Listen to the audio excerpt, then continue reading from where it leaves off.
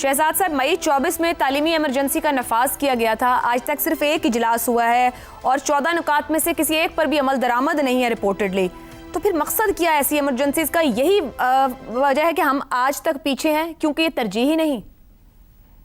जी बेशक, और न सिर्फ ये आप 2024 की बात कर रही हैं, उससे काफ़ी पहले मेरे ख्याल में मुशर्रफ साहब के आखिरी दिनों में या पीपल्स पार्टी के शुरू के दिनों में एक हमारी आईनी शिक बनी, जिसके अंदर कहा गया कि पाकिस्तान अपनी जीडीपी का 5% तालीम पे खर्च करेगा अगले 15 साल के लिए।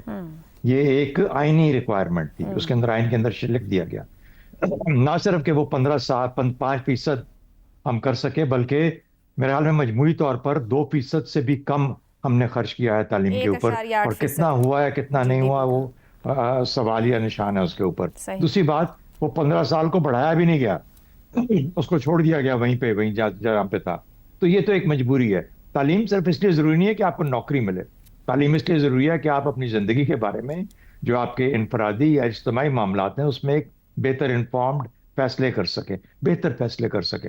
अगर आप तालीम से याफ्ता नहीं है तो गालिबन आपके फैसले भी वैसे ही होते हैं।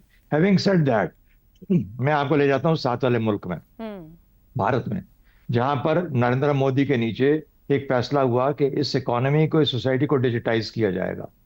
उसने इकोनॉमी को भी डिजिटाइज किया, सोसाइटी को भी डिजिटाइज किया, और सोसाइटी को डिजिटाइज उस हद तक कर लिया कि आज आप किसी छाबड़ी वाले से जब कोई चने लें वहां पे दिल्ली में या इंडिया में कहीं पे भी, या फॉर दैट मैटर बेगर को, किसी फकीर को जब पैसे देते हैं तो आप अपने फोन से उसके फोन पे ट्रांसफर करते हैं डायरेक्ट, वो जो तरीका होता है उस तरीके से। तो ये है वहां पे पेमेंट का तरीका। यानी वो भी लोग उतने ही, इतने हमसे हमारी वाली हालत तो नहीं होगी, लेकिन उतने ही नाखानदा हैं जितने के पाकिस्तान के अंदर है। लेकिन उसके बावजूद एक डिजिटल सोसाइटी का बनना पॉसिबल हो चुका था।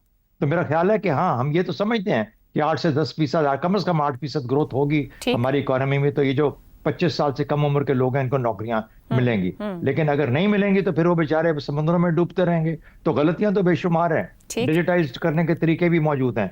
पैसा खर्च करना चाहिए तालीम के ऊपर, और वाकई में यकीनन तौर पर एक जेन्युइन और सिंसियर तरीके से खर्च किया जा सकता है और अपनी तालीमी काबिलियत को बढ़ाया जा सकता है। लेकिन ये सब चीजें पाकिस्तान में अगर कुछ बाकी ठीक हो रहा हो तो हम इसके बारे में भी बात करें तो फायदा होगा।